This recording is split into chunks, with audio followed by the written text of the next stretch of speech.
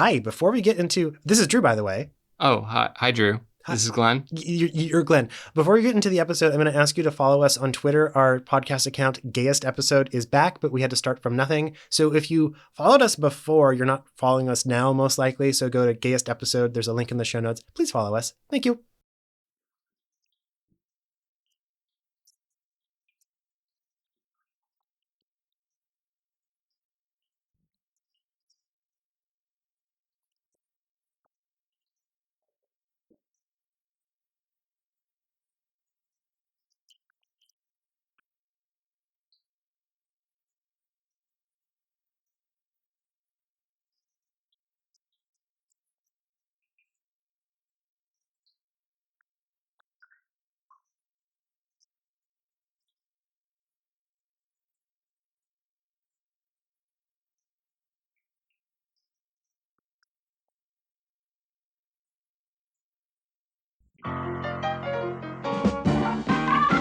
Lady Godiva was a freedom rider. She didn't care if the whole world looked. Joan of Arc with the Lord to guide her. She was a sister who really cooked. Isadora was the first bra burner. Ain't you glad she showed up? Oh, yeah! And when the country was falling apart, Betsy Ross got it all sewed up. And then there's Maude. And then there's Maude. And then there's Maude. And then there's Maude. And then there's Maude. And then there's Maude. And then there's...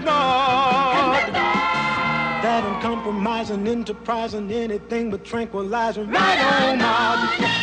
Hello, and welcome to Gayest Episode Ever, the podcast where we talk about the LGBT-focused episodes of classic sitcoms, which is to say the very special episodes that also happen to be the very queer episodes. I'm Drew Mackey. I'm Glenn Lakin. Glenn Lakin. And in case that intro did not tip you off, today we were talking about Maude. Did you play the actual theme, or did you play like the extended Family Guy theme that we keep talking about? I'm glad that you brought that up because I actually didn't have that in my notes, and I don't think there's another episode of Maude we can do, so it'd be a shame if we missed this opportunity to discuss the Family Guy extended opening. I mean, to we've Maude. already discussed it in the last episode of Maude. I can't discuss it enough. It All makes right. me laugh. Well, we should have prepared new verses for this. Oh, okay. Well, Something about Ruth Bader, something about RBG. okay. Maybe for next week when it makes it on the public feed, we can get that in there. All right. Amelia Earhart flew a lot of airplanes, except for that one time when she didn't come back. Oh, okay. But we're not talking about Family Guy. Yeah. We may talk about Family Guy one day. We're talking about Maude, and this is the second episode of Maude we did. Glenn, what did you think about this episode? It's great. Let's just run the dialogue of the episode instead of us talking about it, because most of my notes are just all the lines of dialogue that are said in this episode. Well, we have a few things we can talk about, but we can get to the actual episode a lot more quickly this week because this time I actually did give a thorough history of Maude when we did the previous episode. If you want to hear how this show came to be, listen to Maude's New Friend is a Homo, which I will link to in the show notes. It's also good. I think our discussion of it is good, but it's a great episode of Maude. The 5-second version I will give is Maude is a popular sitcom that ran for 6 seasons on CBS from 1972 to 1978. It was a spinoff of All in the Family featuring B. Arthur as a liberal counterpoint to Archie Bunker, a blustery limousine liberal whose heart is in fact bleeding, but who doesn't always nail the execution of whatever liberal cause she is pushing. It is a Norman Lear show and it dealt with topical issues often. The episode we're talking about today aired about halfway through the final season of the show. So Mrs. Naugatuck is gone. Mrs. Naugatuck gets married and stops being the maid, and the new maid is Victoria, who is much younger than the other two maids, and she's from the West Indies, and they kind of don't give her as much to do. She's not even in this episode at all. No, the thing with Maude is that sometimes characters just don't show up. So, like, Adrienne Barbeau does not show up in this episode at all, even though she's still part of the show. So is the young boy who shows up in this episode their grandson? That is Adrienne Barbeau's son. That's Carol's son. So it's Maude's grandson, Walter's step-grandson. Yes. Who was played by a different actor in all the previous seasons. And I couldn't find out why the actor got switched. But the Ricky Schroeder looking lad with the floppy hair is the grandson, even though he looks like no one in the family. None of them at all. At all. Also, I recently gave a thorough history of the end of Maude, but for the life of me, I cannot remember which episode that was in. Do you remember? No. I remember that you gave that history because it was talking about see if we can work backwards, because it's talking about how that show, maybe it was Fresh Prince of Bel-Air? Maybe. Yeah, it was like a spinoff, then a spinoff, and it just like there's a convoluted story. So listen to all of our previous episodes and you'll eventually find the part where we talk about the end of Maude. I don't want to talk about it again, but if I do think of what it is, I'll put it in the show notes. My biggest takeaway from this episode of Maude is how much Tracy Ullman's performance as Betty Friedan in Mrs. America sort of reminds me of Maude. The way they talk about stuff, sort of the way they dress, sort of the hair, probably a coincidence, but I guess Betty Friedan is not that far off from the kind of person that Maude is supposed to be. Yeah, both of them are always ready for the fight, but also ready for the easy win. Like, then this episode wraps up very quickly, and Maude just sort of jumps at the chance to reset and get everyone back on the same page. Yes. Which is what it usually did anyway, except for maids coming and going. But right. Yeah. They're both admirable but flawed people. Betty Friedan maybe not so admirable for the homophobia stuff, but whatever. But she's also a real person, whereas Maude is a fictional character. She is a real person, but the version that we're seeing on Mrs. America is essentially a character and not Betty Friedan. Correct. Which is complicated. This is not the only time Mrs. America is going to come up in this conversation. Oh, good. This episode is written by story by two people and then teleplay by those two people and two more people. How would it come that like four people would have their name on the script to a single episode of TV? I mean, very easily. Like if so, story by could have been, I mean, I don't know exactly how writers' rooms worked back then, but this could have just been an idea that came from someone either in the writer's room or maybe it was a producer's idea. Or the showrunner's ideas, the creator's ideas, whatever. And then the actual writing was assigned to writers, and this is episode TV, so maybe it was writing team. It's not like TV episodes get credited rewrites. Like with a movie, when you have multiple writers, usually, depending on like the order and punctuation, translates to draft. And I guess we haven't had a show that had four names on it, and collaborative writing kind of blows my mind, and I can't imagine how that process really works. But I mean, yeah, because we work terribly together. I've been watching a lot of Inuyasha lately, and there are like a lot of writing credits that go along with each episode because there are dedicated credits to continuity, which is kind of amazing. Like there's a continuity editor who gets credited? Well, a continuity, like people who are credited with writing the sort of creating the ongoing story for that season or the series as a whole. Okay. And so the people who came up with the overall story are also credited each episode. I guess it makes sense. I guess that's the way you'd have to do that sort of adaptation, which would be much more laborious than a single one-off episode of sitcom would ever be.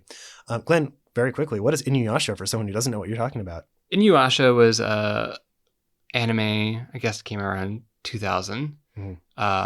And it is about a young Japanese schoolgirl who falls into a well back to feudal Japan and falls in love with a half demon. And it holds up really well. 20 years later, I am now like burning through all the dubbed seasons that are on Hulu. And yeah, there's not a lot of like throwaway episodes, and the episodes that are sort of standalone are very charming, and all the character concepts hold up really well. I mean, there's one character who's sort of the traditional lecherous male character that every anime seems to have and always holds these back for me.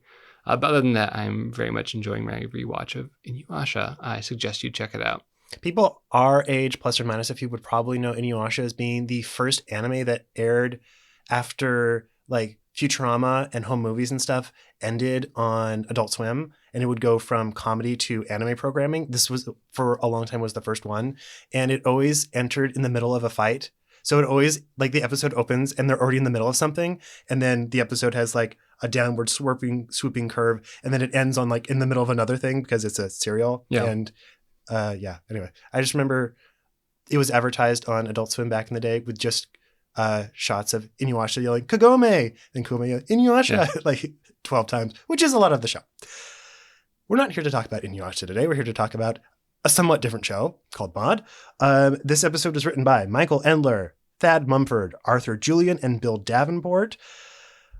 very quickly, Endler, very small body of work. He wrote a Mork and Mindy. Thad Mumford was a black writer who did a handful of mods, but also That's My Mama, Good Times, Electric Company, Sesame Street, Clarissa Explains It All, A Different World, Alf, Home Improvement. He wrote for everything. Arthur Julian, another sitcom veteran who did everything from The Flying Nun and That Girl to Give Me a Break and Amen. And then Bill Davenport was another lifer who started doing Ozzie and Harriet and Danny Thomas. Now, whenever I say Danny Thomas, I hear Blanche saying, isn't Danny Thomas one? On the other end, it is Too Close for Comfort and It's a Living. So spanning up until the 80s. Also, It's a Living is a show about women who work in the revolving restaurant on top of the Bonaventure Hotel in downtown Los Angeles. It stars Crystal Bernard, the ghost from Jennifer Slept Here, Francine from American Dad, Six's mom from Blossom. There's a lot of episodes. If anyone is familiar with the show, can you tell me if there's a gay episode? Because I would love to talk about it. It's a Living. Also, just look for it on YouTube. It's very entertaining and very 80s. This episode aired on December 3rd, 1977, at a point in history where the thing in gay rights history that had just happened was that a month before Harvey Milk was the first openly gay man elected to an office in a major U.S. city. So that was probably to a degree on the writers' minds, but it was not the foremost societal thing that influenced this episode. We'll be getting to that. Oh, good. It's a very different thing. Is that what the orange juice joke relates to? Great. I didn't look it up because I knew you were going to look it up. The orange juice joke would be an entirely baffling joke if you are lacking one critical piece of information, but it's a really cool story and relates to gay history at large. Great. So scene 1, enter Vivian, played by Rue McClanahan. Yay, finally.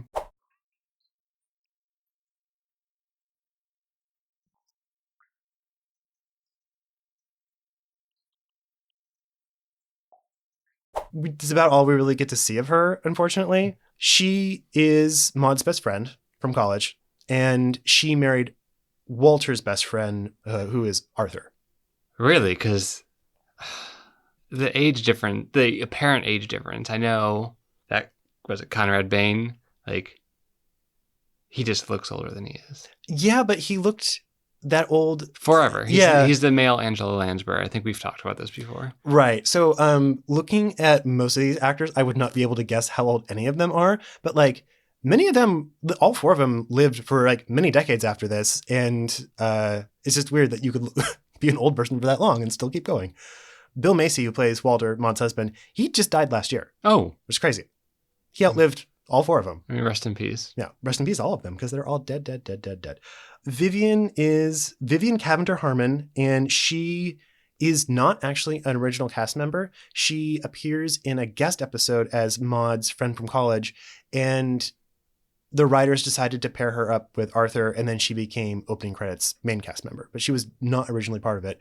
The only other woman in the cast, I guess, Adrienne Barbeau and Esther Roll, who played Florida. She was not the first person who was supposed to play Vivian, though. There's another famous sitcom legend who was supposed to play that role who dropped out for reasons I cannot find. Can you guess who you would pair with B. Arthur for maximum comedic potential? I'm blinking. Podcast listeners can't see that I'm blinking. I mean, Betty White. Not the answer. Doris Roberts. Oh. Which I don't think we've ever seen Doris Roberts and B. Arthur together, but they probably would be great together. Yeah. It's too bad we don't see more of Rue McClanahan in this episode because she's very good in this role. She is not as conservative as Arthur. She's more towards the center. She's very sweet. She's a little naive about things, and she's playing a very different character than Blanche is on Golden Girls.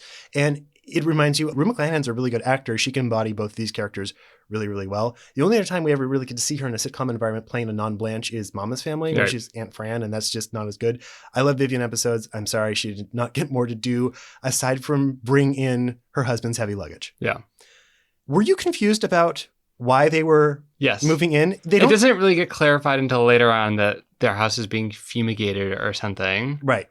I thought I'd been missing some piece of information, so I rewatched it, and you only find out at the end that they are spending a few days with the Finleys because their house is being fumigated. Well, the problem with me also was that as I was watching this on Daily Motion, the worst website on the planet, the sound kept cutting out during my first watch through, and so like there were a lot of things that were dropped until I rewatched it, and so I just assumed that this plot setup was just like gone. I thought maybe it's something that was picking up where the previous episode left off. Yeah, the Harmons they live very close to the Finleys, so the reason that they're moving in is fumigation. Although Arthur is a doctor and I would assume could afford a hotel room for 3 days. He's also very cheap. Well, there you go. Yeah. But yeah, the entire setup for this episode is that Vivian and Arthur are coming to stay with B and Walter for the 3 days that their house is being fumigated, and B is very worried, and Vivian is very aware that B is worried. I keep calling her B, Maude, that Maude is worried that her and Arthur will butt heads. Because they always do, they constantly do, because Arthur is as conservative as Maude is liberal. And they're both very outspoken. They both don't know when to shut up. Yeah. And to prove that point, Drew, how does Arthur enter?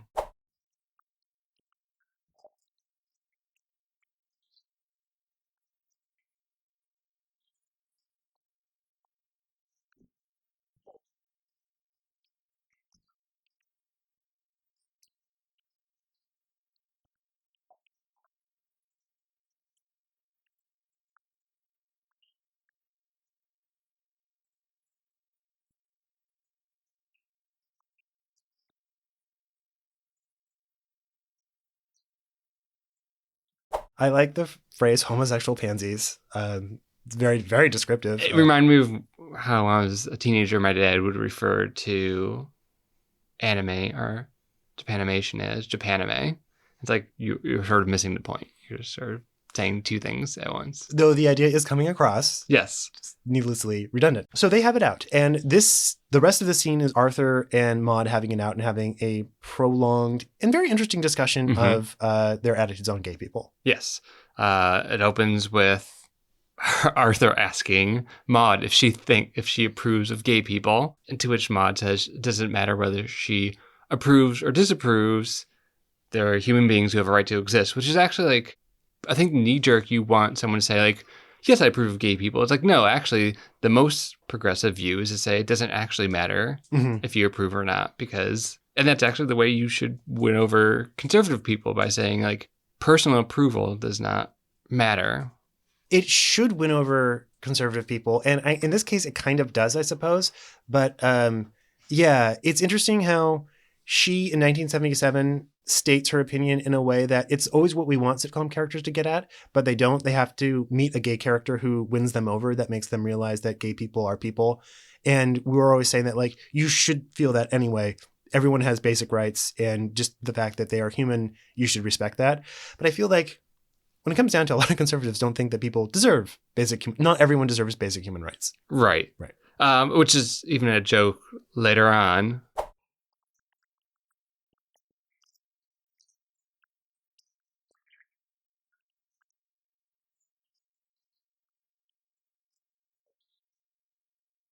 There's a neat little aside about Snow White, which I assume that's what you're going to open the episode with. I'm probably going to open it with Maude making that statement about, like, it doesn't matter if I think, because it leads up to it. I think it does lead into that right after that. So Maude does what is basically a gay analysis of Snow White, which is funny. And also, maybe naively, I always think about like gay, like reading against the grain and like reading gay into something is something that happened within my lifetime, which is totally not true. That's what people have been doing forever. But I enjoy that in 1977, people realized that the Seven Dwarfs are kind of gay. Yeah.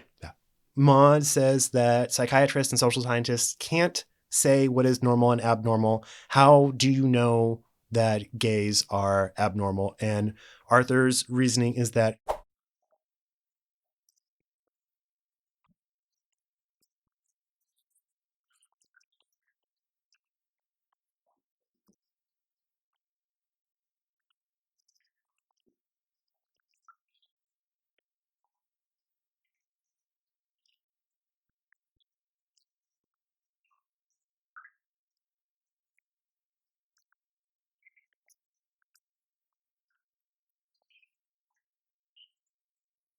And you have done some research about the origins of Adam and Steve as a comeback. In our previous episode, New Adventures of Old Christine, it comes up again, and I want to find out where that expression came from. And yeah, it came from a New York Times article.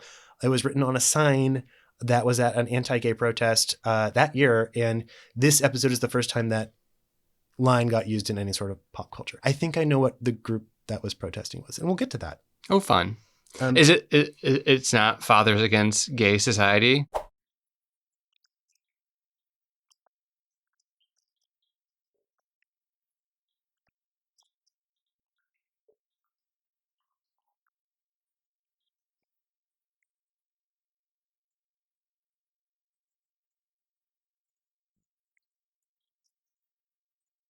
I don't know why I like it when the word fag gets like Not said?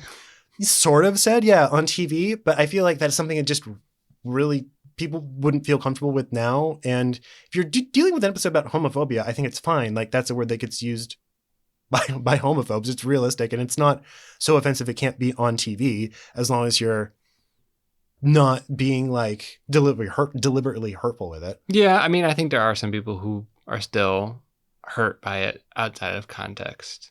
I'm surprised that, in 1970s television, they would be aware and cautious of those feelings, even in a liberal leaning show. I still think my favorite version of the character saying the F word without saying it is Hank Hill. Oh my God, yes.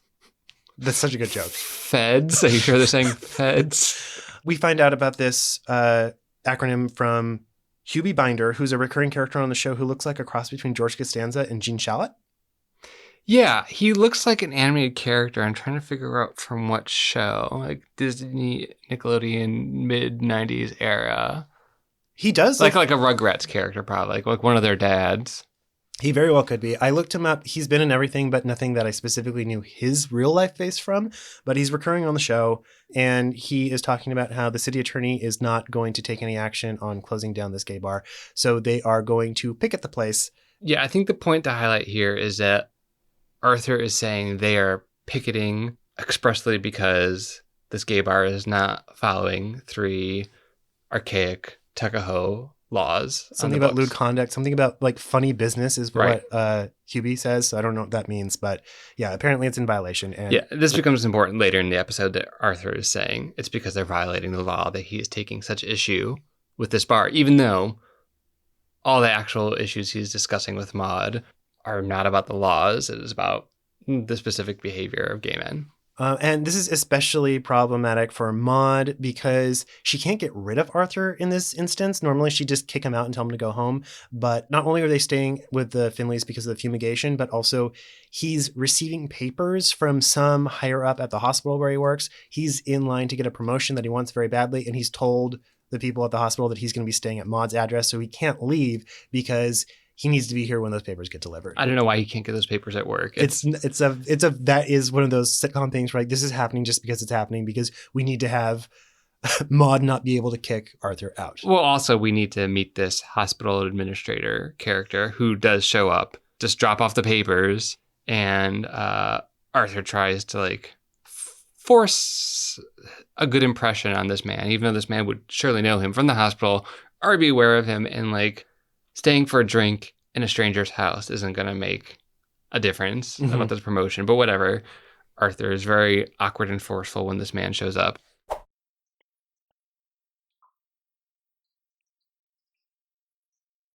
We haven't actually specifically talked about in this episode how good B. Arthur is in this role. Oh my gosh.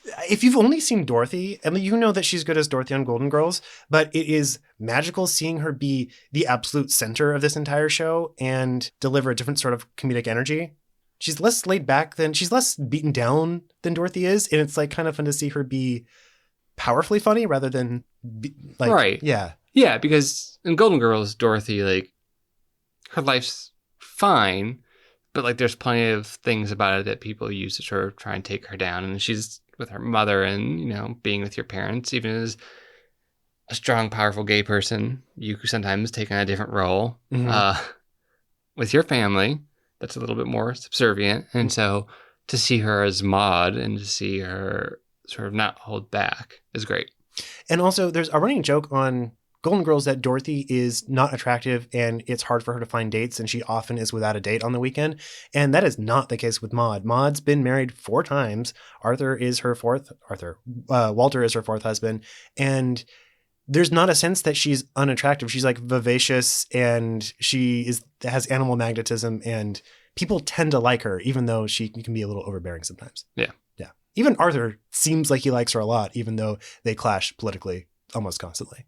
And that's why, like, our politics are so difficult now, because, you know, liberals or the left or Democrats, like, we mostly care about these things, and we care about governance. Whereas, like, when your position is that you don't actually want anything to get done, like, it's very easy to, like, I don't know. Let's not get into it.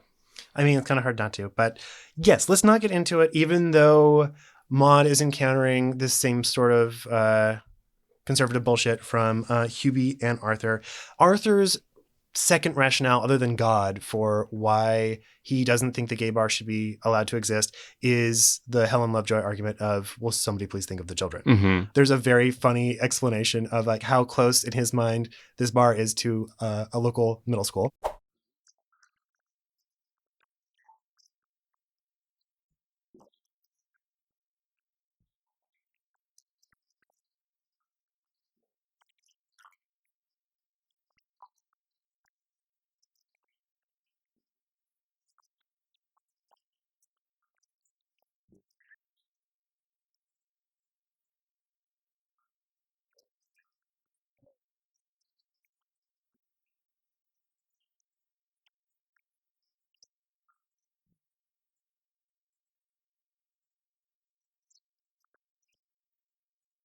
That little exchange is sort of a great little microcosm of his argument. It's just so circular. It's like, we can't have this gay bar because it's close to a middle school. And then it's like, well, it's not actually close, but it's like, oh, but the kids will find it anyway. Right. So it's like, well, then what's your actual argument? Takes a long time for him to get to his actual argument. Like, most of this episode is people countering his various arguments against gay people. So Hubie says that, like, it's a gay bar now, and the next day it'll be a gay geography teacher.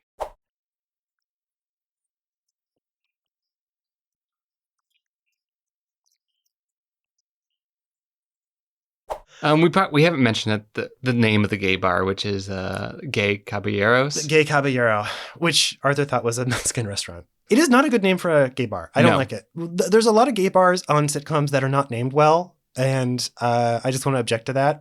I think Lips from Roseanne is probably the best one. It's a lesbian bar, and that's probably the best name one we've encountered so far. I feel like we should have a running list of gay bar names in sitcom episodes that I can't believe we do not have this already. I mean, it may exist on the internet.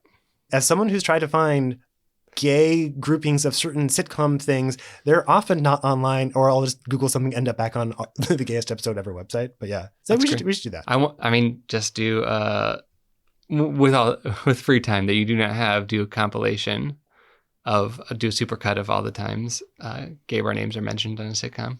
I think we should just have an episode where we talk about, like, we rank, like, these are the good ones, these are the bad ones. This is what makes it, like, yeah. I want a YouTube compilation. Okay, I'll put that on the list. So Maude's like, you're really going to pick at these guys who are just having a drink at a neighborhood bar. And Arthur's like, no, they're not having just a drink. They're exchanging phone numbers and dancing and looking at pictures of Al Pacino, which I guess... It's a cruising reference. Or Dog Day Afternoon. Dog Day Afternoon, I guess, would be the reference, because I think Cruising... Fuck, when did Cruising come out? The weird thing about Dog Day Afternoon is that that character is cited as being a gay character, but, like, the way we'd read that situation now is that he is a man who's in a relationship with a trans woman, right? Because Chris Sarandon is playing someone who wants the money stolen from a bank so he can have sexual reassignment surgery. So Maude hears all this description of what goes on at gay bars, and she says, Arthur, that's the stupidest thing you've ever said. There's a scene missing. I believe when I saw this on FETV, which is like MeTV but not, and airs an hour-long block of Maude every night, check your local listings, I think I remember there being a scene where Maude says, we should just go to the gay bar, and if I take you there, you'll see that these people are perfectly normal and there's nothing for you to protest. And he kind of reluctantly agrees.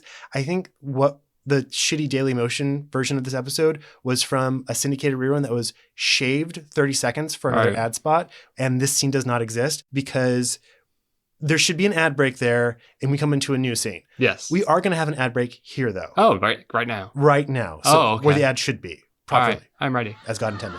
Okay. And then there's Maude. And then there's Maude. Hey, Glenn, do you think people are excited to hear this little advertisement for our Patreon? I think so. I think that's why they tune in. We've gotten some good notes about it, actually. People would be sad if we took it away. Not everyone, some people. But we actually have good news. Oh, great. It's about the Shelley Long cast.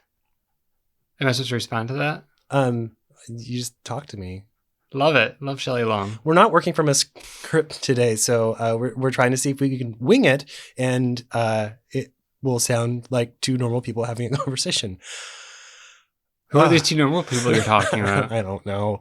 The Shelley Long cast, if you don't know, is the secret bonus podcast that gets unlocked when we hit $500 a month, and we did, and we got the first sketches from Jeff Hinchy for the art that he's going to do for us, and it looks really good. And this is a thing that's happening in the not too distant future, actually. I'm excited. Did we finalize that? Did I send you the list of 10? Yes. Okay. Did you have any criticisms? I did not. Okay, good. Yeah. So we have the 10 movies we're going to talk about, 10 Shelley Long classics, and it's going to be a great thing. So look forward to that. Thank you for supporting us. Thank you.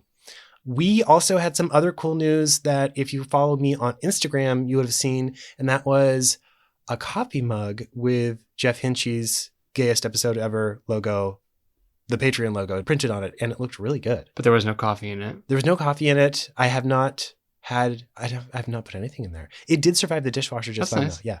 So that's a thing that probably is going to happen based on the fact that that was our test mug, and we wanted to see how it looks printed on a coffee mug, and it looked really good. Yeah. So we'll push some other stuff into your laps. Which includes stuff you've seen before and some stuff that'll be new. Gasp. We even have special art made just for these products from our good online friend, Norn Cutzen, who is a talented artist, and I'm probably butchering their name, but you should check out their work at norncutzen.com or on Twitter at N69N. Short and sweet. I appreciate that. Norn is super talented, and I'm happy that they were excited to make use of their quarantine time celebrating us. Yeah, it was a really nice piece of art. It features us and Thurman, and I was very excited about that inclusion. And once this thing goes live, that will be something you guys get to see, and if you want, purchase on various products. Various. A lot of things, actually. And before we get to the Patreon thank yous, I will have a quick Table Cakes Productions news. And that You're going out of business. No, we're still making the same amount of money that we were before.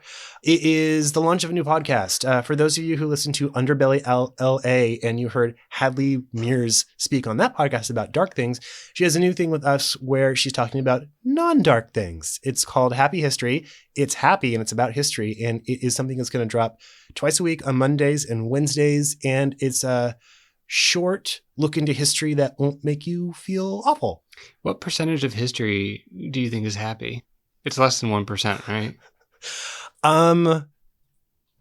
That's a Hadley question. So this is happening. I suppose that does she have a Q&A portion of her mini podcast? I don't think that she does. Do you want to cue her some A's? No, that sounds dirty. Yeah, it does sound dirty. If you want to listen to it, there's a link in the show notes, or look for Happy History on Apple Podcasts or wherever, or go to happyhistory.libsyn.com, Libsyn. Yes, this is the first of our podcast to not ever have to be on SoundCloud, because SoundCloud It's is pure. It's not tainted by stupid SoundCloud. That's all the business we have, and I think we did a good job. Well, we didn't do a bad job. That's as much as we can hope for. Okay, so if you donate to our Patreon and you give $3 or more a month, you get a on-air thank you from us and a compliment from the box of compliments. And these people have all met that criteria, and we're happy for that. First, Andrew Hay. Andrew is as full of teachable moments as a British butler to an unruly American family. Oh, I wrote that one. I like that one. You were reading it. I'm like, I don't remember writing that. But sometimes I don't remember writing ones I did write. It's a ghost inside you. So this person has a silent last name. So he's David. Oh, okay. David is the inventor of a hilarious refrigerator alarm. That's true. What sort of refrigerator crimes are there that you need to be made aware of, Drew? When someone's breaking into the fridge when they're not supposed to be eating cookies, or cookies in the fridge? I don't know. It's a Simpsons joke. That's something Oh, Homer okay. wished he could have been in a different life. Alice B. Kid tested, Thurman approved. That's true. That's a good one. Nicholas Bassett. Nicholas is on the cover of this week's TV Guide. Is that true? I don't know. Print is dead. Okay. TV Guide still alive though. Yeah. Surprisingly.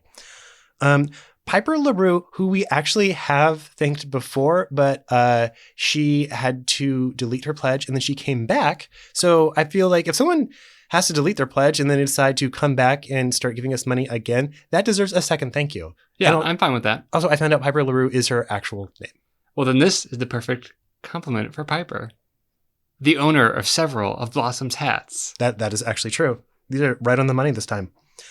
Jeremy Walker. Texas Ranger. The nation's leading authority on 227. I may have to call with several questions. If you do know the nation's leading authority on 227, have them contact us.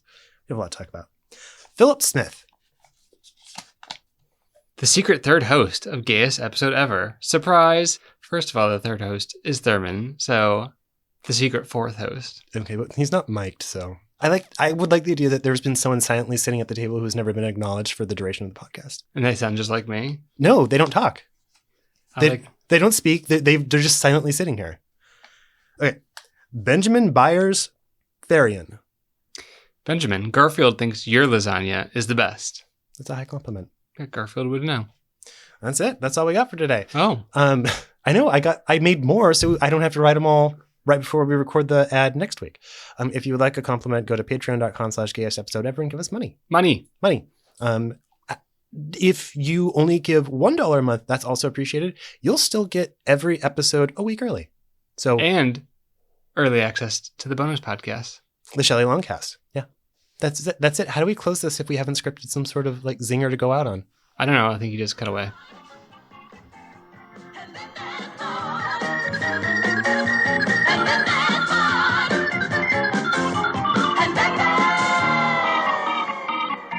Ad and Steve. And Steve. Okay. I was trying to think of like the girl version of that. And so like Madam and Eve doesn't really work super well. I just like the idea of Maggie and Eve. I like the idea of a lesbian couple named Jane and Mabel. Cain and Abel. Yeah, I get it. Okay, you don't like that. I was just thinking to Animal Crossing. I was like, are they porcupines? I think they're porcupines or they're hedgehogs. They're porcupines. That would make sense. Yeah. Because they sew with needles. Hedgehogs don't have needles? No, they don't. They don't have quills, do they? There's a lot about the animal kingdom that we haven't been taught by Animal Crossing yet. Anyway, we come back in and we see Walter hanging up the phone. He's just been talking to Maude and he's like, okay, he'll just meet you there. And the news is that Maude is not going to be able to go with Arthur together to the gay bar. Arthur's just going to have to meet her there and he doesn't want to go into the bar on his own. I mean, Arthur sounds like me in my early 20s where I didn't want to go to the gay bar by myself. I wanted my friends to meet me at a first location, then go with me. I still don't like going into gay bars on my own. Sometimes it can be a very traumatic thing. Did I ever tell you about the time I was supposed to meet someone at Akbar and we were there and it was like accidentally ended up being, I think the season finale of Drag Race. So at Akbar, the TV is right above the main door. So I walked in and not only is every seat occupied, but every face in the room is turned towards me because I just opened the door and let the light in and I'm standing right beneath the TV that's displaying Drag Race. I was like, no, I can't do this. And walked across the street to Jay's bar and told my friend, we can't go there. We have to go somewhere else. It was really bad. Yeah. I'm sorry. Yeah. So Arthur is wearing a hideous jacket and he's like, is this too butch? And the answer is no, it's not too butch. It's just too ugly. Yes. Yeah.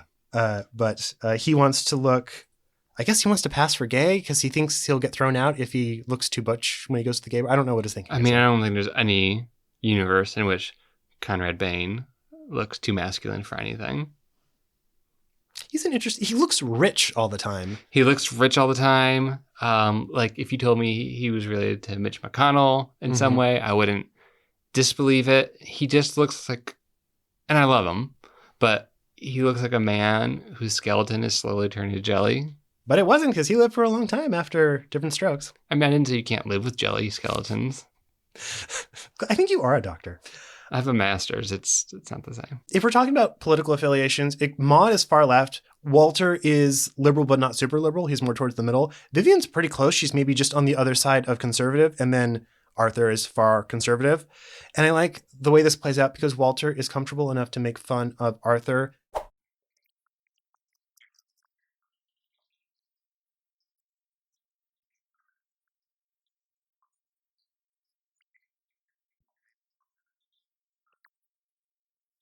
And that's fine. But when it comes to Arthur asking Walter if he'll go to the bar with him, he's like, oh, I don't want to go do that.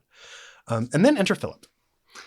The foppish blonde boy who lives in his house, I guess. Yeah, he shows up pretty infrequently, and it's not that often that they actually have whole storylines revolving around him. He comes downstairs and he's like, the gay caballero, why are you talking about that? And there's a good back and forth between them.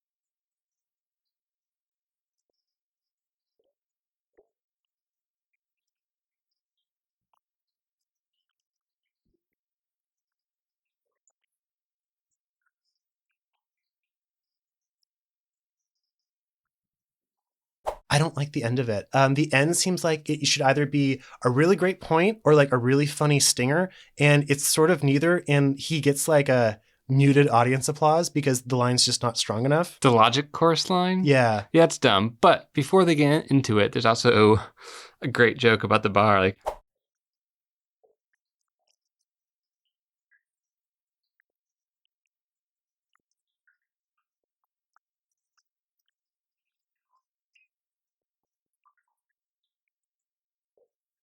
we don't. I do. Well, I mean, Wait, outside of the context of a date. Yes. Not at a gay bar for sure. I don't think you should have spicy food at a gay bar. Maybe that's my hot take. I don't know. I think it's a very safe take, actually. I support you on that one, and only that one. But yeah, their exchange before the logic bit at the end was very good because Philip gets, and you're gonna cut it in, but like I like how Philip gets Arthur to say that the cure for being gay is bullying. Bowling. Oh, bowling? Bowling. Oh. He pronounces it sort of weird, but this is why it's a callback when they mention a gay bowling league at the bar later on. Oh. And also it's remarkable because his cure for homosexuality is the same cure that's offered up in Barney Miller, where bowling somehow magically cures homosexuality, which I'm sure is just a coincidence. I'm sure no one actually thought that, but... well, I like my joke way better.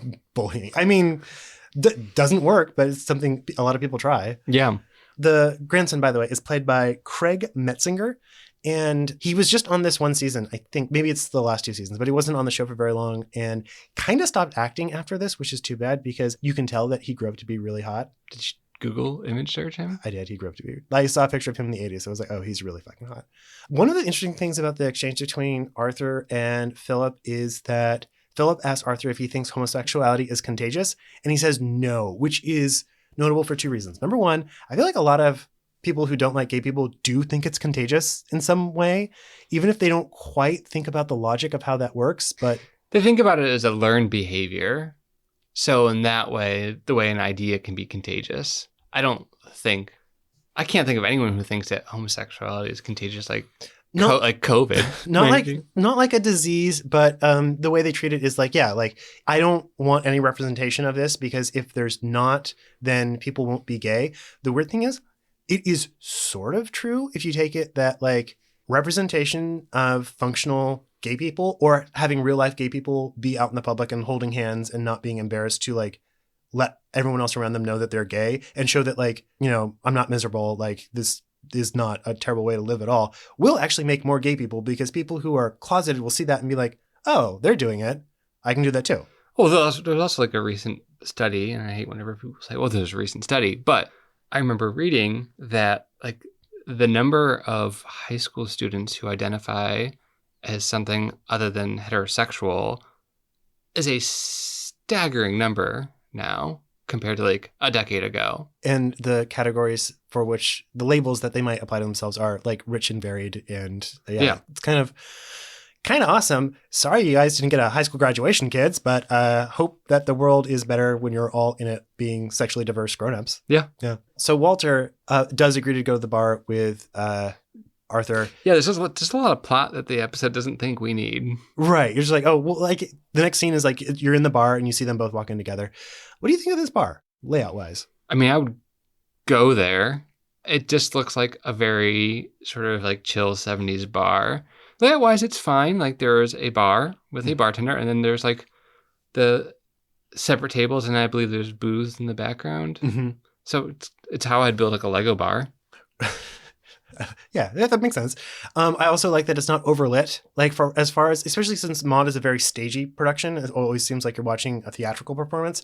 It looks realistic, and some depictions of gay bars we've seen are just not realistic at all. It's very confusing. Yeah, like I'm thinking about the gay bar in Taxi and how much space there was.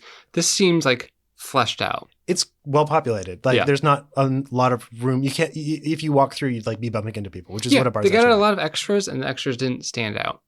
They're mostly guys in their 30s. I think there's one older guy there, and then there's specifically when Walter and Arthur come in, there's a joke about how Arthur doesn't stand out because someone else is wearing that same ugly jacket. That man is seated with a woman. So I'm like, you let one woman in, good for you. Would have been nice to have like another woman, but I mean, we're gonna get another woman in like a couple minutes who was already there, right. Wanted to be there, might actually be gay herself. They sit down at the bar, and the bartender is in his 60s, older guy who is playing the character with no gay affect whatsoever, which is good once you see like how the other people in this bar are played. There's one other person. Two. Oh yeah. Yeah. But yeah, and then to have Arthur's reaction to be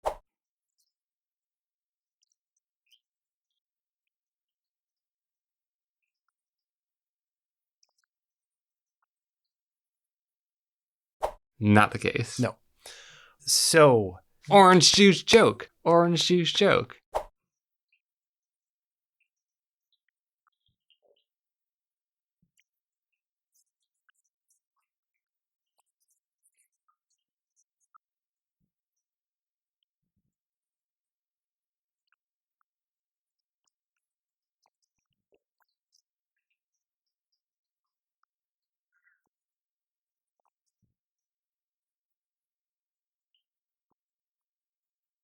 Yeah. So tell me, Drew.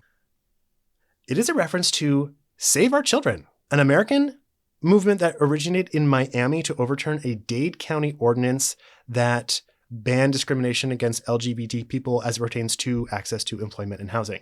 So the county where Miami is was like, we're going to pass a law that says it's illegal to refuse to hire a gay person or rent your apartment out to a gay person. And this group formed specifically to overturn it. It's the first actual organized group to fight gay causes. And they were actually successful. They got a repeal of that ordinance on like the next election, and it won by 70%. Wow. Congratulations, guys.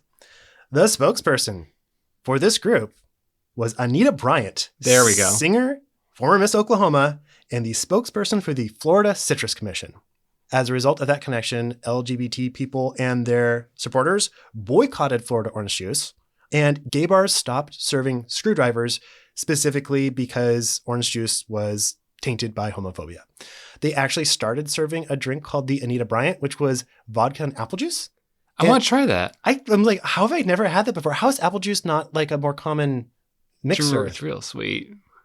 I guess it is. I only ever drink apple juice on airplanes because I just got into my head that's what I can do to make the plane not crash. Oh, I drink Bloody Marys myself, but so far so good. I would be down to try that. I think it would be like a nice like autumn cocktail, but maybe it makes more sense that orange juice has like the bite of the citric acid to like take out the bite of the vodka, and maybe apple juice wouldn't do that as well. Whatever the case, proceeds from that drink went to fight Save Our Children. And also on the Wikipedia page for Anita Bryant, there is a picture of an orange like circular pin-on button that says Anita Bryant sucks oranges. I just love that that's on her Wikipedia page, and she probably can't get rid of it. Anita Bryant is the more famous of the conservative women to get publicly pied in the face. She got a cherry pie thrown in her face, and her response was, at least it was a fruit pie, which I got to give it to her. It's not a bad comeback. I'll give you that 1 point. She gets no other points. When the pie in the face happened on Mrs. America more recently, I think a lot of people might have conflated that incident with Phyllis Schlafly getting pied in the face and Anita Bryant. They're not that different. Phyllis Schlafly got more done. As you're going to find out, Anita Bryant's life went downhill very quickly. I have bad news about Anita Bryant. Oh, no. She never recovered from the backlash against her association with Save Our Children. And it turns out when you associate yourself with a group that says that another group of people doesn't deserve basic human rights, people don't want to run advertisements for you. So if like maybe you were trying to get like a variety show on one of the main networks, the sponsors would pull out and say like, we don't want our customers to think that we hate gay people. Right. So we're Gay not, people buy things. Gay people do buy things, and their supporters buy things. And she basically got run out of show business. She did release another album in 1985, but she didn't release any albums after that. She's still alive. Oh. She's still alive. And I think it's really important to point out that not only did she suffer hard times because she divorced her husband and created a rift between the fundamentalist Christians that had previously supported her for anti-gay stuff, because she got divorced. You're not allowed to do that. The thing she kind of has left is getting publicly pied in the face. And I think Phyllis Schlafly is going to steal that from her, because a lot of people who are younger than us wouldn't know who Anita Bryant is necessarily, but a lot of people watch Hulu, and they're watching Hulu right now because we're all just streaming stuff 24/7, and they probably saw Kate Blanchett get pied in the face and know that like Kate Blanchett must be that famous conservative lady who got publicly pied, and Kate Blanchett is stealing the last thing Anita Bryant has. Good. So she has nothing, and I think that's really funny. She actually has one more thing, and it's how people our age probably first learned about Anita Bryant, and that is the movie Airplane. When everyone on the plane suffers food poisoning, which causes uncontrollable vomiting and flatulence, Leslie Nielsen plays a doctor on the plane, and he reports to the captain. Captain's like, what's happening? He's like, I'm not sure. I haven't seen anything this bad since that Anita Bryant concert. So he's comparing an Anita Bryant concert to a bunch of people uncontrollably farting and throwing up. So like that line is funny if you have no idea who Anita Bryant is, because like it's a dig at someone. But once you know who she is, that line is so much more satisfying. So she also has that. That's the thing, is like when you piss off people who are gay or their supporters, like they're very clever. She had that one comeback, and that's all she gets. And Yeah. like we have an army of clever artsy people who are going to find ways to joke at you. She was a regular recurring bit on Saturday Night Live in the early day where they made fun of her as well. She was widely mocked. I had never heard her singing, and for educational purposes, I'm going to insert a brief clip of her singing, because I think it's important for everyone listening to know that in addition to being a homophobe and sort of a sellout, she's also a shitty singer. So I want to find the worst song she ever has recorded. It may be her cover of Somewhere Over the Rainbow, which when you think about like Yes. how it's like, lady, you are not allowed to sing anything about rainbows, number one. And number two, anything that was originated by Judy Garland, like you're really setting yourself up for a massive fail. So it might be that, it might be something worse if I can find it. Somewhere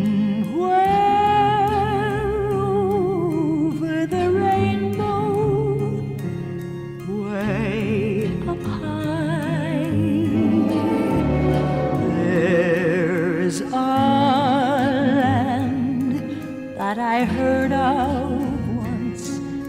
in a lullaby. But Kind of reminds me of Dean Cain and What's Her Name, the original Buffy, doing that stage reading of the Lisa Page, Peter Struck text. Yeah. Like when struggling actors who also happen to be conservative try and claw their way back to fame through their conservative views rather than their talent. Although Dean Cain had been in a bunch of Lifetime or Lifetime adjacent Christmas movies, and so I don't really know why he needed to. He was do in the that. new Supergirl. He was in the new Supergirl until he wasn't in the new Supergirl anymore because I don't know what they did with that character, but maybe they were cast. I don't know. Remember when we went to Monster Palooza and Christy Swanson was sitting in a booth and no one was talking to her? I'm sure Yes. other people did talk to her, but we walked by and I wanted to say, that's not Buffy, but I didn't say that. Okay. So that is the complicated orange juice joke, and it's a good joke. Oh, sorry, And we're talking about Maude. I know. If someone, I can easily imagine someone watching it being like, I don't understand that joke. Yeah, that was me. Yeah, I guess it was. So the scene ends with the bartender saying like, yeah, we got a lot of nice guys here. It's a good crowd. We're starting a bowling league if you're interested. And that's why Arthur chokes on his bourbon, because the idea that gays are bowling is like offensive to him. So then there's another ad break and we come back to Maude entering the bar, apologizing for being late and saying that she approves of the clientele and the bar itself and everything except for that man's hideous sport coat, which is Arthur's. There's another Anita Bryant joke.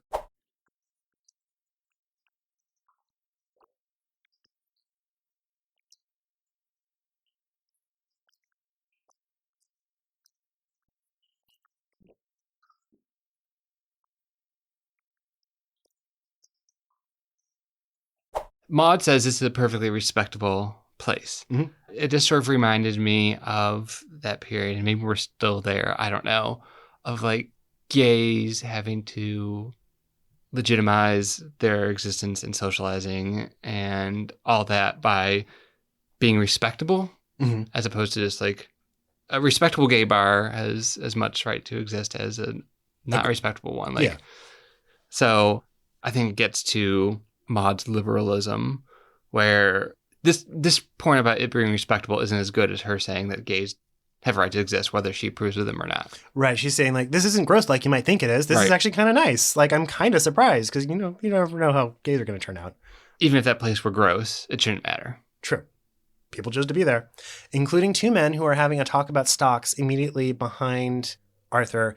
And I thought this was interesting because it's the discussion of like money that makes Arthur turn around and sparks his interest. And as soon as he does that, the men hold hands. And number one, that is like an act of physical affection that's a lot more than what we've seen in live action stuff. Like kissing is almost never something that you're going to see on a sitcom until like very recently. But they seem like a couple who are like embracing in a way. And that is sort of progressive that the show even bothered to give us that. And then the joke is Arthur's horrified by this and he reaches over and in terror grabs Walter's hand.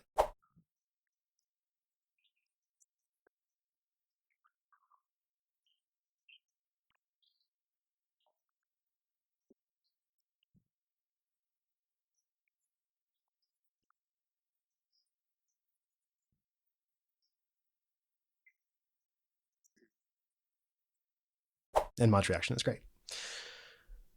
Walter leaves. He says he has to go use the restroom. He's excited to see what they read on the restroom in a gay bar. At some point, Maude goes up and asks one of the men who was talking about stocks. No, it's a different guy. Oh, a It's different guy. It's a guy who comes from behind and he's trying to get at a bowl of cocktail weenies, which, I mean, they acknowledge the symbolism of that. But I'm like, wait, did bars just have a open bowl of wet cocktail Yeah, weenies that's sitting out? gross. That's so disgusting. So when she asks this random gay man if he's gay, Mhm. it switches to a POV camera angle from Maude's point of view. And like the joke is like, obviously I'm gay, but like the switch to this camera angle for just this shot was really unsettling. I didn't even notice. Yeah, there was just something very, and because like the man's towering over Maude because she's sitting, Mm-hmm. and like the editing just it didn't get it right, because like if you're just cutting to him for like the reaction, Mm-hmm. and because this is a sitcom taped live in the 70s, like It's not a film, so like that reaction shot isn't going to be as clean. Right. And because the actor didn't nail the line or the look and the editing wasn't right, it just was so jarring. And I was momentarily like very just unsettled by this looming gay man like looking at me like there's something wrong with me. That's right when Maude has like basically said, I'm sorry if I'm disturbing you. And she acknowledges that what she's doing is like voyeuristic and like tourism-y.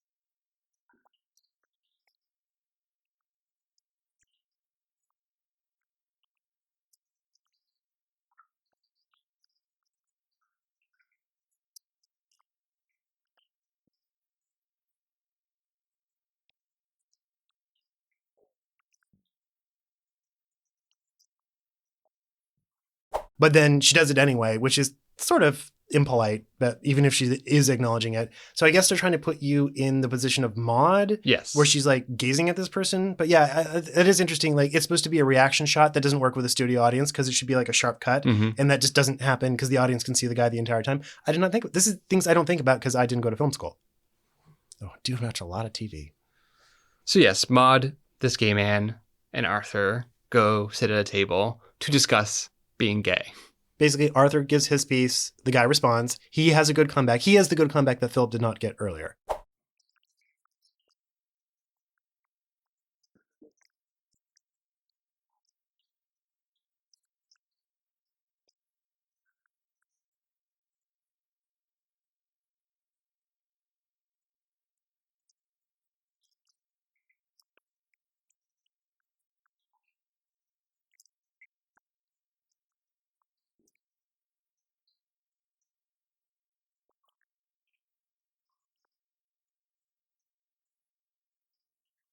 Like this man, this entire conversation just gets good lines, which I appreciate. And then he leaves to go back to his date with his handful of wet cocktail weenies, which is so gross. But I like that if the bartender is going to be very non-stereotypically gay acting, I'm glad that this guy kind of like wobbles in and refers to the cocktail weenies as yum-yums.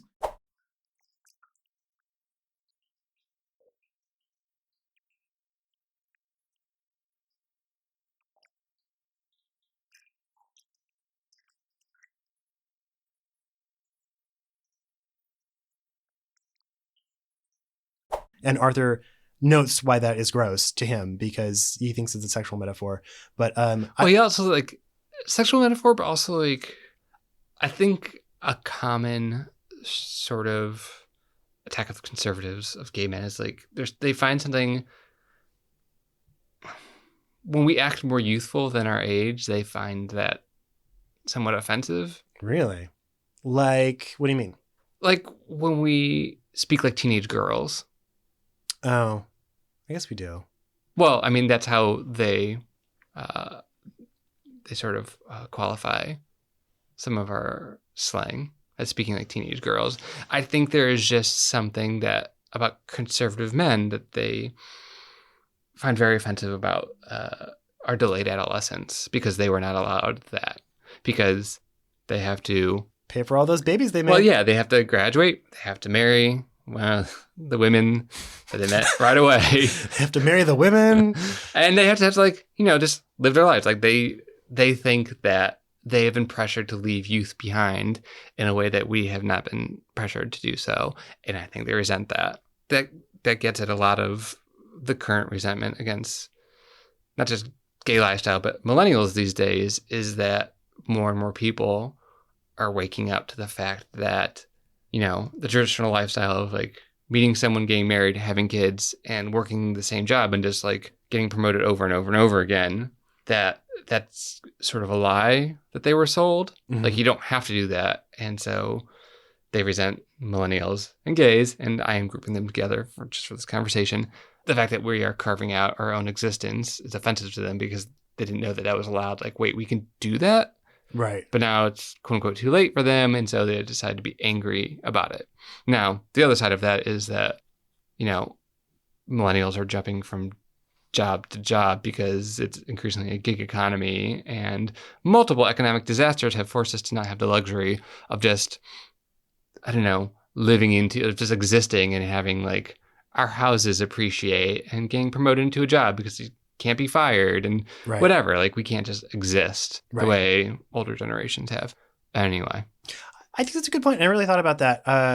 Where, like, I would assume that like him saying yum yum would be offensive to Arthur because it seemed effeminate, and it does, but also it seems not only effeminate, but kind of infantilized in a way that he would find. I literally never thought about before. I think that's a good point. So the bartender returns.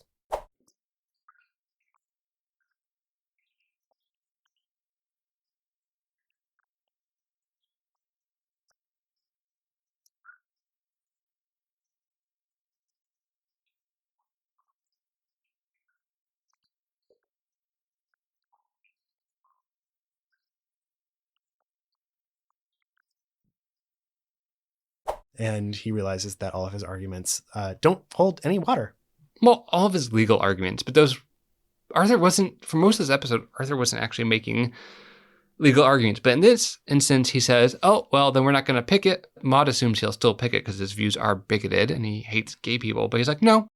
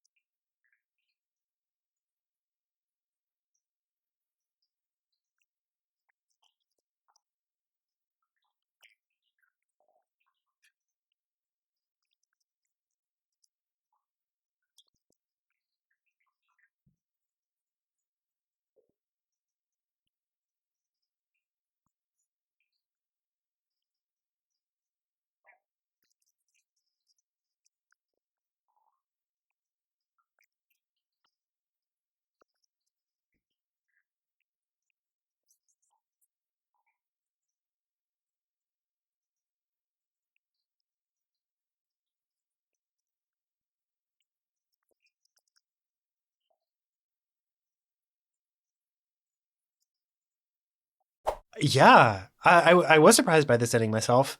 It was lovely. It's maybe a little not earned in that he just drops it all of a sudden, but it was refreshing and novel to hear a conservative person say like, well, the law's the law. And just because I don't agree with someone, I'm not going to try to find like workaround to still persecute someone, even though they're not breaking the law, because that's honestly not how a lot of conservative politicians are operating currently in Washington. But Yeah, it's almost like they don't actually respect the rule of the law.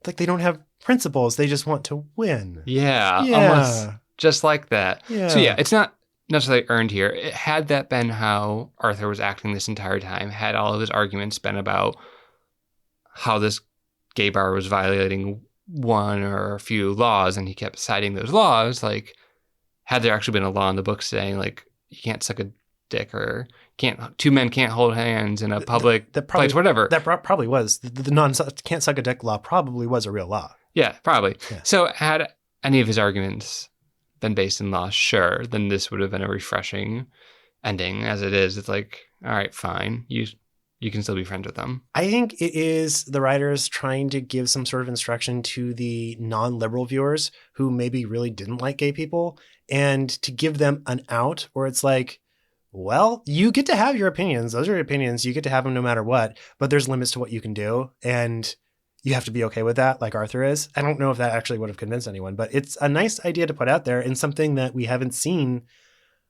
from homophobes in any of the episodes we've watched. Yeah, I guess it is nice to give conservatives an out, to show them an exit strategy. Speaking of exits, as Arthur is exiting the gay bar, he runs into that vague positioned hospital administrator person. Mr. Hospital. Yeah, maybe Dr. Hospital, I don't know. So Mr. Hospital shows up at the gay bar.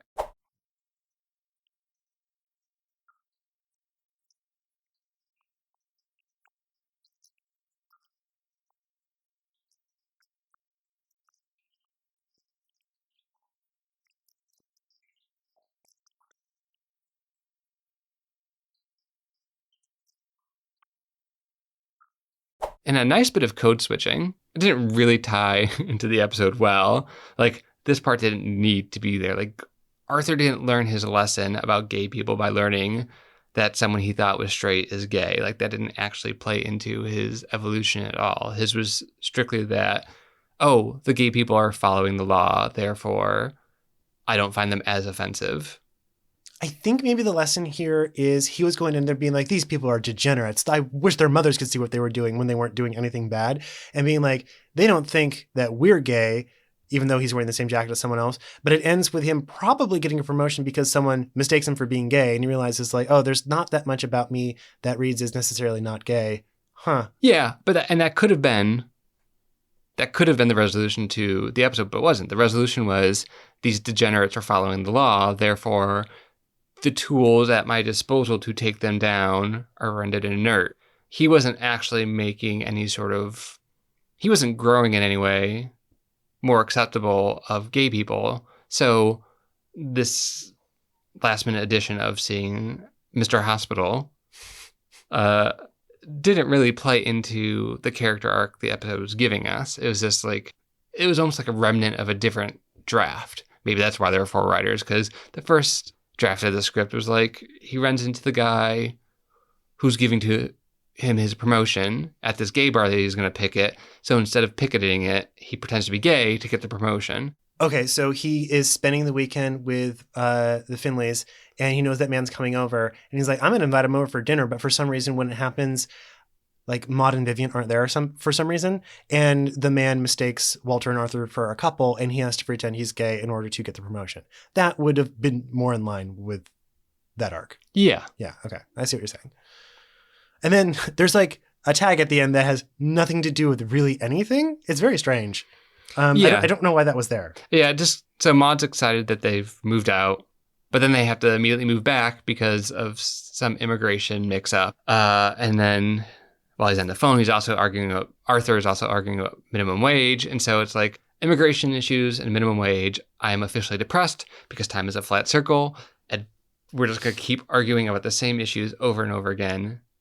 Yeah. Until the ice melts and everything's flooded and whatever. That's why the episode ends with Maude repeatedly hitting herself in the face with a newspaper while Arthur just spouts like all these conservative talking points. Like, I know a lot happened in the 80s and 90s, and as an adult, I can look back on the politics of those times and see that not all was perfect, obviously. And, I have my issues with trickle-down economics, as everyone who is a learned adult should. Mm-hmm. But, like, gosh, like 80s and 90s sitcoms just didn't deal with as much.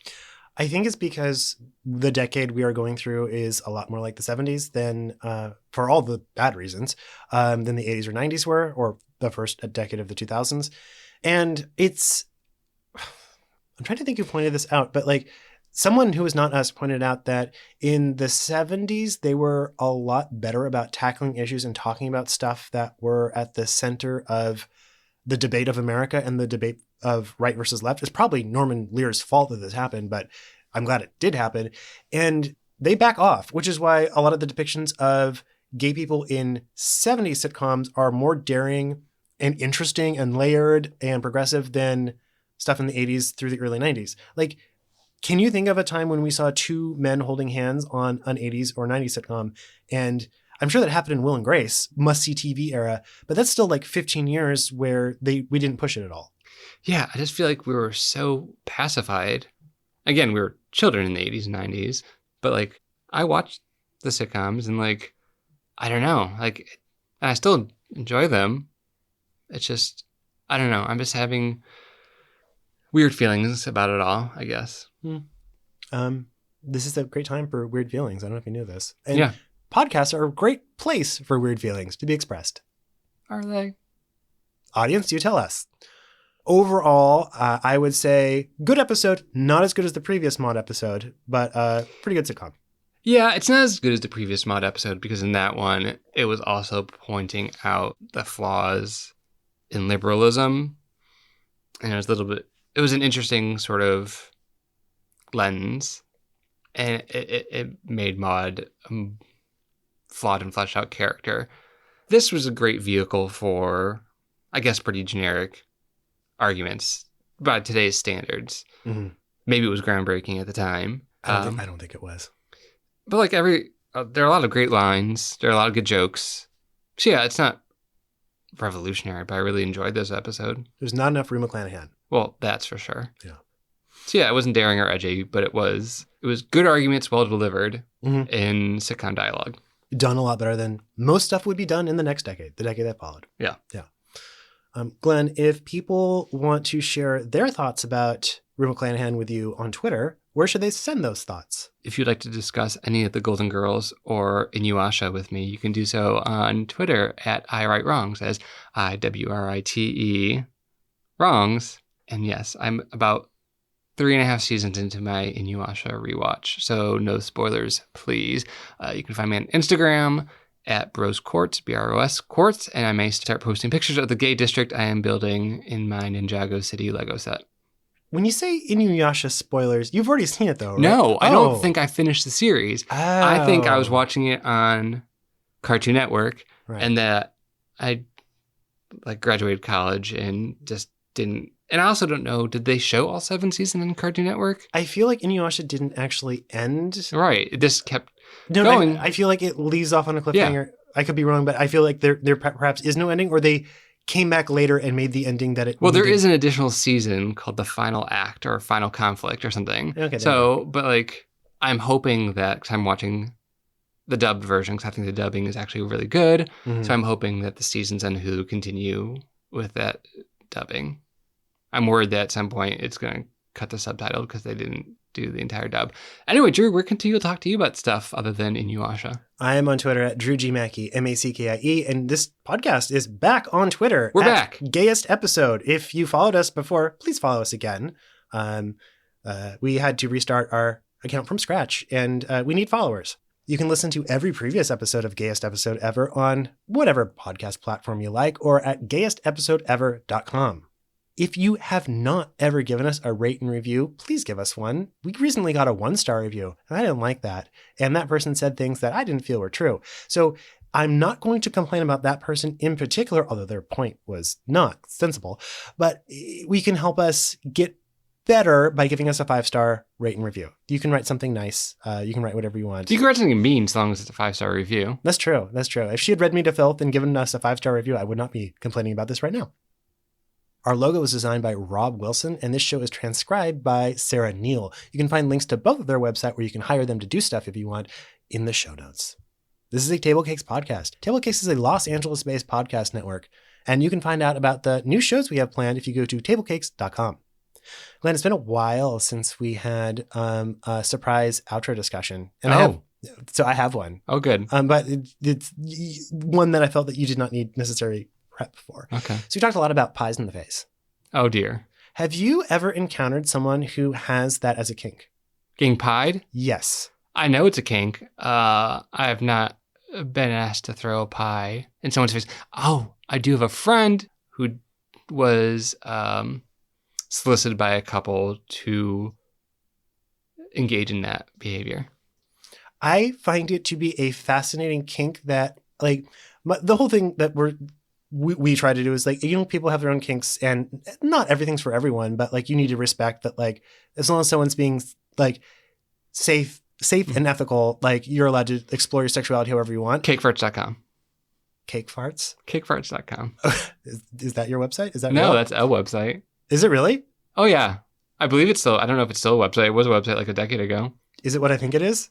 Yeah, it's women sitting on cakes and farting. Yeah. Okay. So some things just strike me, and I'm not sure how to process that because it's outside my sphere of sexual performance. And someone, a very handsome man on an app years ago, asked me if I'd ever pied anyone. I'm like, I don't know what that is. And then he showed sent me a bunch of pictures of him having been pied in the face. So it's like sort of like a cartoon, looks like a cartoon of like eyes and a mouth and just covered in a cream pie. And I was like, I don't know. I'm not sure I could like be into that as much as you'd want me to. What if you had asked me that? I said, yes, I perform it frequently. This would be a much better conversation. I just thought people might want to know that that is a kink that exists. And I hope I didn't sound judgy at all about it, but I love pie.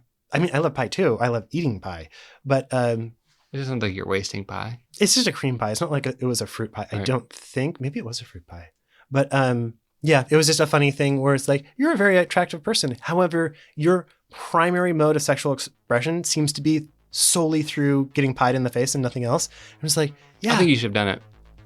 yeah, I just did not feel like that was something. So I very polite was like, yeah, I'm so sorry, but I hope you find people to do that. And I'm sure he will. he did. He had lots of people because he had all the pictures of him with pie on his face.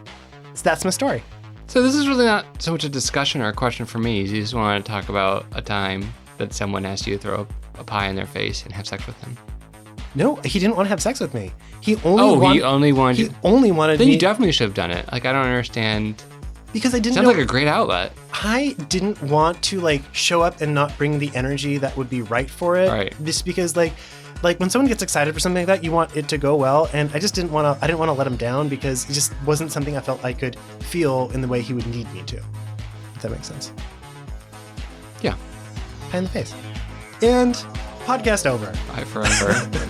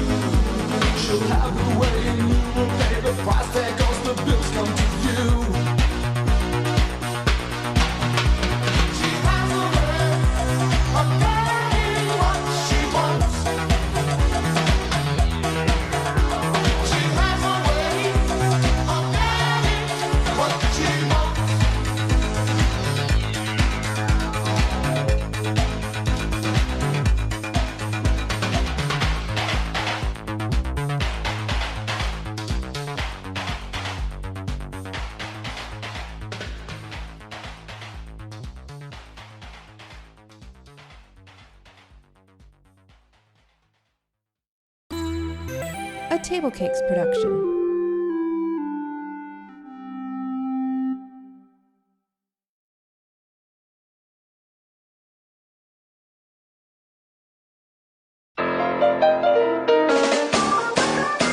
Lady Godiva was a freedom rider. She didn't care if the whole world looked. Joan of Arc with the Lord to guide her. She was a sister who really cooked. Madame Curie was a strong woman character, working all day in a science lab, yeah. Clara Barton was a famous nurse who was rapping with the soldiers and bandages too. Susan B. Anthony, always out doing stuff, marching around and holding up signs. And then there's Maude. Pocahontas What the had hell? it all going on. An Indian guide with lots of Indian pride. Indira Gandhi ran a whole big country. That isn't easy even if you're a guy. And then there's Maude. Babe Zaharias was Oh, a come really on. good athlete. Good at track and field and professional golf too. And then there's Maude. Amelia Earhart flew a lot of airplanes, except for that one time when she didn't come back. Cleopatra lived And way then there's out in Maude. the Come desert, on. but still found a way to keep herself looking fine. And then there's Maude. There we go. That was an ordeal.